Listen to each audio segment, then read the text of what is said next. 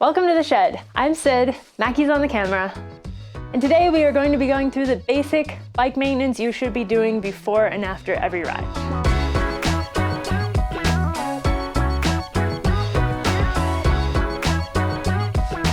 I don't know what it looks like. I'm just like a lumberjack show. For this task, you will need a floor pump or an air compressor, an accurate tire pressure gauge, chain lube, a rag or other cleaning supplies, and Allen keys. Oh, hello there.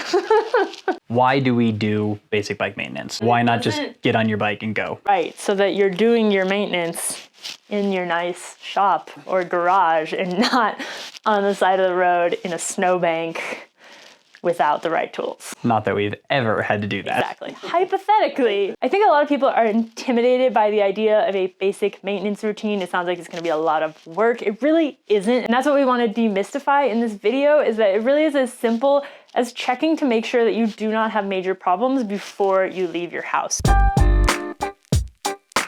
First thing I do before we go on any ride is take the bike, pull it down, pump the brakes a little bit. If you hang your bikes like we do, it is very common for the brakes to be a little squishy right off the bat. So you just want to pump them up and make sure that they aren't super squishy or still pulling to the bar after a couple pumps.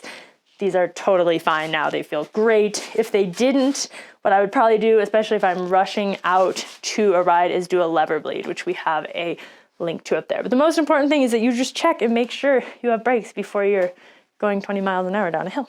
And then the next thing, when we're talking about brakes, is to just spin the wheel, see if your brake is centered. This one is centered. If it isn't, we also have a video for that. That's making kind of a funny noise, but it's not rubbing, so that's good. I think it's just the usual hub noise. It's just a louder hub. And then the next thing I typically check is just to run through all of the gears, make sure things shift and that you aren't getting any weird shifts, that you're not getting any clicking, and that you're not, say, shifting over your cassette into the wheel, which we are not doing here, so that's great. If your derailleur is doing funky stuff, we also have a derailleur adjustment video, which you can check out now. But most likely, if you've been riding your bike frequently, you had your derailleur adjusted properly, it's gonna be fine. But better to find out now than halfway through your ride. And this is also the point where if you did not lube your chain at the end of your previous ride, which is our preference, typically do this after, you would want to lube your chain now. And one thing I'll throw in there as a note is that it depends on how long your chain lube lasts. Like we use squirt lube, and I know that we can usually get 3 to 5 hours of riding before we need to lube again. So, you know, if your last ride was 2 hours and you lubed right before that, maybe you don't have to lube again, but maybe you do. Just keep up with it, basically. Yeah. It makes your chain last longer, and your chain lasting longer makes your drivetrain last longer, and then you save money. And the last part of this little pre-ride check is we are gonna pull the bike down and do a very quick bolt check. Before a race, Mackie and I will go through and we will actually check the tightness of every single bolt, but you don't need to do that before every ride. However, you do wanna check your headset, which you can do by putting your hand like this around your headset, holding the front brake and doing this. If things move, then your headset is loose. If it doesn't move, like it is not currently moving, should we loosen it just to show it? Or no? Nah. Nah, it's too annoying. If it's loose, you'll loosen the stem bolts. You'll tighten the top bolt until it's not loose, and then you'll tighten the stem bolts again. And headsets do come loose with some frequency. So if you are riding down the trail and you feel something a little off, but you've already checked your wheel and you've checked your rotor and everything's tight here and your suspension seems fine, check your headset. Just add checking your headset into that kind of list of things to check. That checklist. I think we call that a checklist. The next quick, super duper quick bolt check we're gonna do is you're gonna kind of do a little semi pull up here. And if you feel anything moving that isn't like the tire coming, this bike's so light, I'm like, woo, it's all moving. But if you feel a like click or just wiggling in there, you need to check your suspension bolts. And those are pretty much all the bolts in your linkage. So here it's those 3, that one, and those ones at the bottom. Suspension bolts and headset bolts are the things that come loose for me.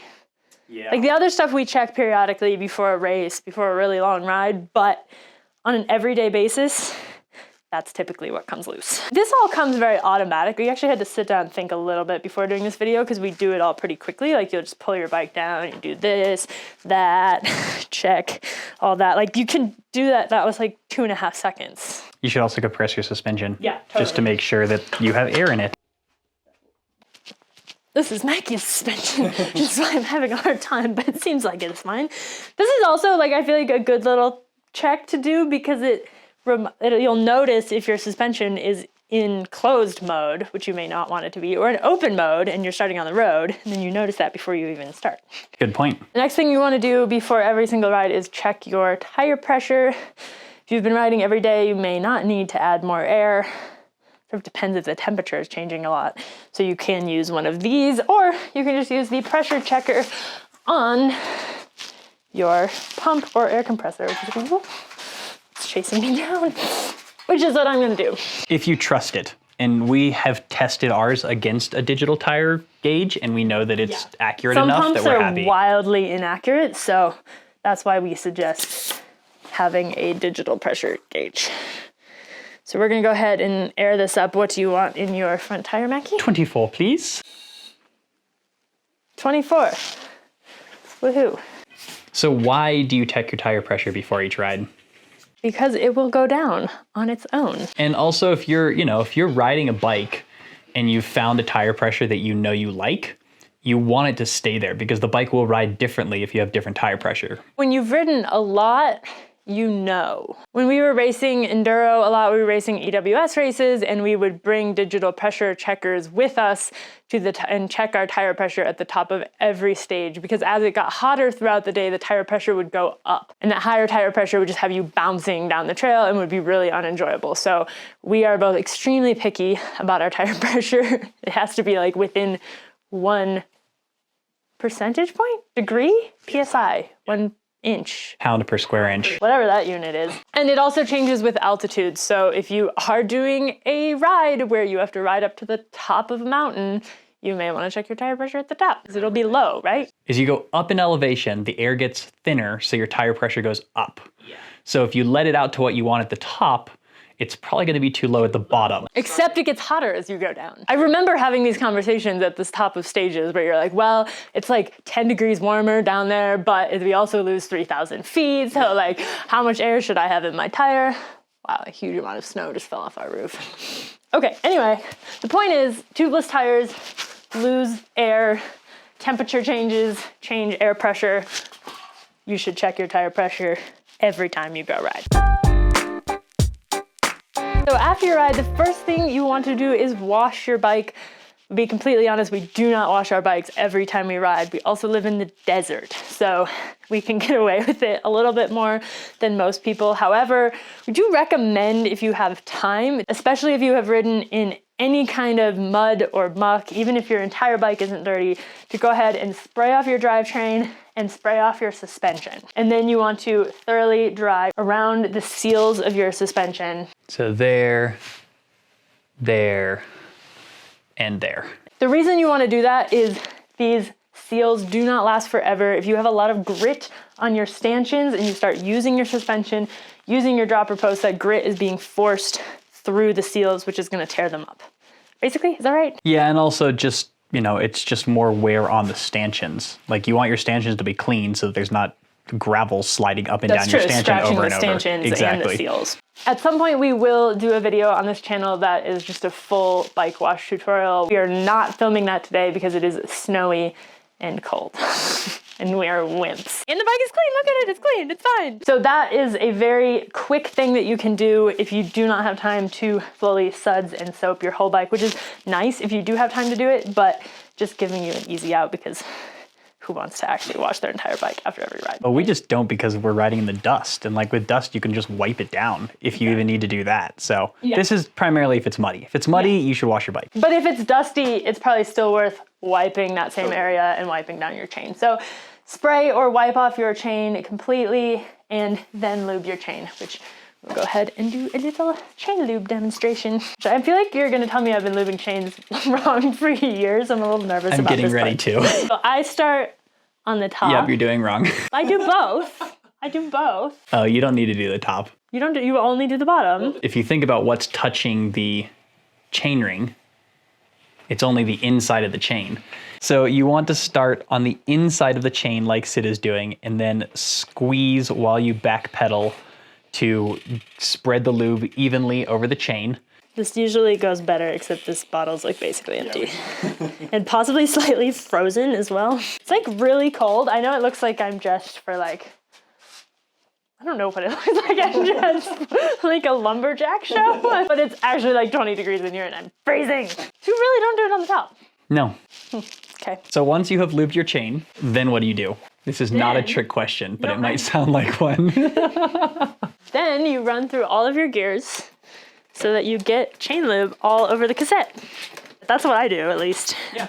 And I'm still here. The reason we recommend lubing your chain after your ride is so that you have until the start of the next ride to let it soak into the rollers properly. With squirt lube, you then don't have to wipe off the excess because the water just evaporates and leaves a nice waxy. For certain other lubes, you want to let it sit until before your next ride and then wipe off the excess. But just use squirt lube because it's easier. We washed the bike, we lubed the chain, and this is the part where you will fix anything that came up during your ride. We highly recommend, this is definitely one of those do as we say, not as we do things.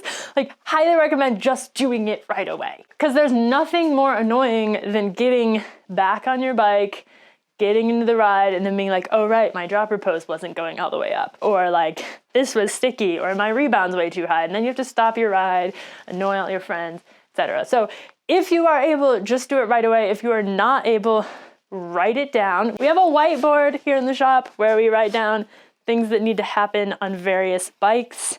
You could also set a reminder on your phone for an hour before your next ride. 2 hours, depending on the task.